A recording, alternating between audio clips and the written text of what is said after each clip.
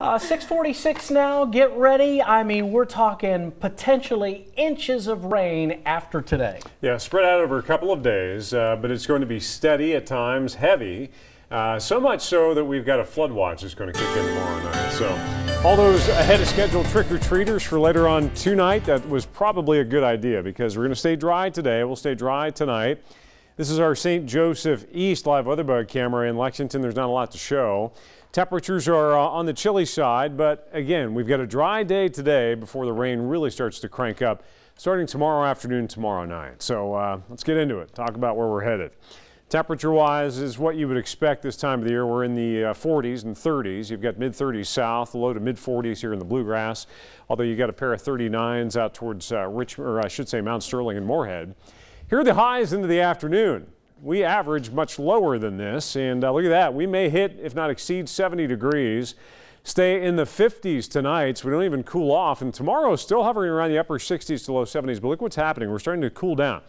This is in response to a cold front tracking in and as well more widespread thunder shower coverage. It's not a tremendous cool snap, but you do notice the temperatures backing off just a little bit. So trick-or-treaters, this is a good night for it. It'll be windy, it'll be balmy for this time of the year. We'll be in the 60s, maybe low 70s today, and since we get that strong southerly wind, it'll be breezy. Temperatures won't fall off as fast, so a fairly mild evening for trick-or-treating. You may even get a little sweaty running around. Max Track Doppler, there are some sprinkles, showers up over Ohio and Indiana. We should be able to hold those off today, but there's a flood watch from Columbus all the way down through central, western Kentucky counties. Does not include southeastern Kentucky. And it doesn't go into effect until tomorrow night and then through Friday morning. So Wednesday, Thursday, Friday, which is the zone for the heaviest precipitation. We're expecting not only showers and thunder showers, some rumbles of thunder, but generally about a 2 to 4 inch rain with the highest totals as you run west towards the Ohio River and into western Kentucky. So whether or not you're trick-or-treating, it is going to be a soggy Halloween this year as far as the 31st, Halloween proper. Future track, mostly to partly sunny, breezy, mild, warm, you could call it.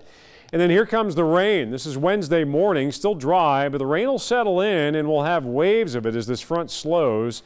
And these repeated rounds keep hitting, but notice our southeastern counties not seeing as much, so it's going to be more of a central and again northern and western counties issue as far as that rain threat goes. And the future track's been pretty consistent. This is the European model. Showed you this yesterday, and we had about a 2 to 4 inch range. Still do today. The axis of the heavier rain shifted a little farther west, though.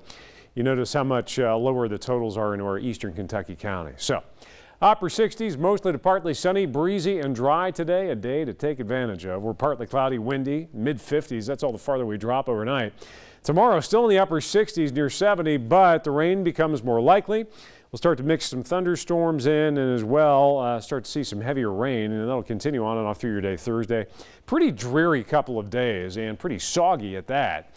Into the weekend, we dry out and we cool down. Highs only in the mid-50s. Looking better for Saturday, though, for the Cats taking on Georgia at a Kroger Field. Should be able to keep it dry, just really cool.